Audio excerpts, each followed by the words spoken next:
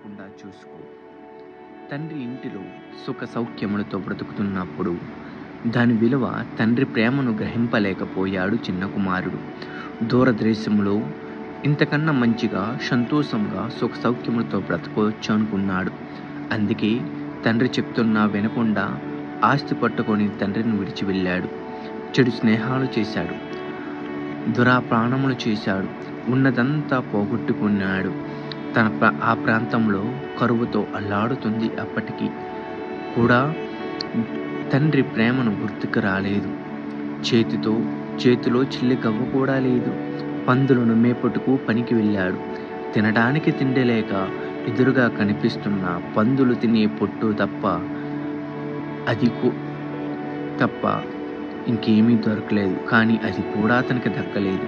అప్పుడు గుర్తొచ్చింది తండ్రి ఇల్లు, అక్కడ సుఖ సౌఖ్యములు, భోగభాగ్యాలు. లేచి తండ్రి కాళ్ళపై పడి క్షమాభిక్ష కోరి పనివానిగానైనా సరే ఉందామనుకుని బయలుదేరాడు.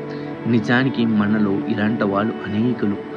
దేవుని ప్రేమ, జాలి, దయ, కృప ఏనాటికి ఆనాడే దేవుడు చూపించే ఉన్నతమైన వాత్సల్యం దేవుని సంరక్షణలో, పోషణలో వారికి సరిపోదు. అందుకే అదుపులేని కోరికలతో ఇష్టానుసారమైన జీవితం జీవించడం కోసం అక్రమైన మార్గాలలో నడుస్తూ అనేక రకమైన పనులు చేస్తూ, పాపాలు చేస్తూ, వ్యసనపరులై జీవిస్తూ దేవునికి దూరమవుతున్నారు.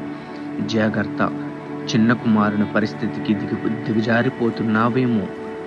సంతృష్ట సన్నిహితమైన దేవుని భక్తికి గొప్ప లాభసాధనమైన ఉన్నది.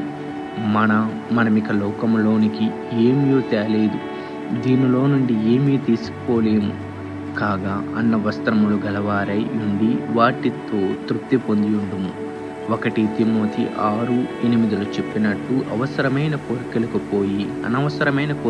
పోయి లేనిపోని సమస్యలు తెచ్చుకోకుండా కలిగి ఉన్న వాటిలో తృప్తి కలిగి భక్తి చేస్తూ దేవునికి ఇష్టారసానమైనటువంటి బిడ్డలుగా మనమందరం జీవిద్దాం.